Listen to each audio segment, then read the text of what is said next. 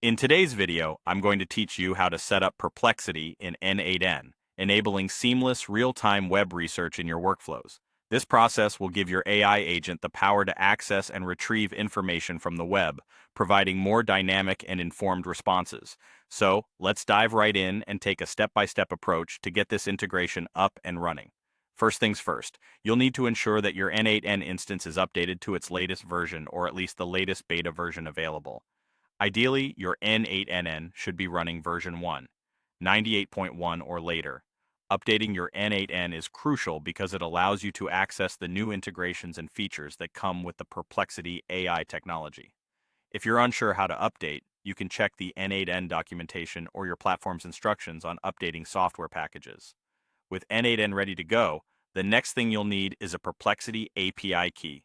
If you haven't already, log into your Perplexity account. Once logged in, navigate to your account settings, and you should see an API keys section. Here, you'll want to generate a new API key. This key will allow n8n to communicate with Perplexity seamlessly. Depending on your account settings, you might have to fund your Perplexity account to enable API usage, so keep that in mind. A pro account isn't necessarily required, but make sure your account is set up to handle API calls. Now let's switch back to n8n to set up the integration. Start by creating a new workflow and add what's called an AI agent node.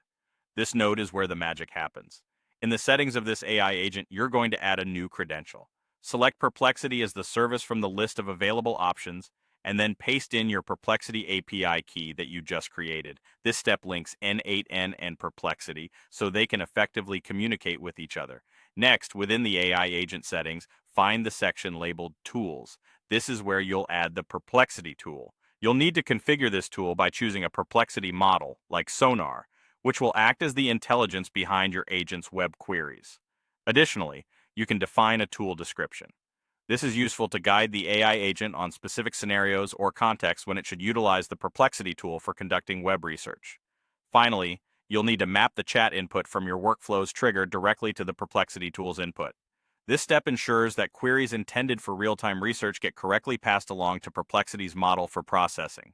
Once everything is set up, your AI agent will be able to access real-time information from the web. It'll not only retrieve the data it needs, but also cite the information for accuracy and transparency, making your workflow more robust and reliable. With everything configured accordingly, your n8n workflow is now ready to leverage the power of Perplexity AI. I hope you found this tutorial helpful. If you have any questions, feel free to reach out, and as always, happy automating.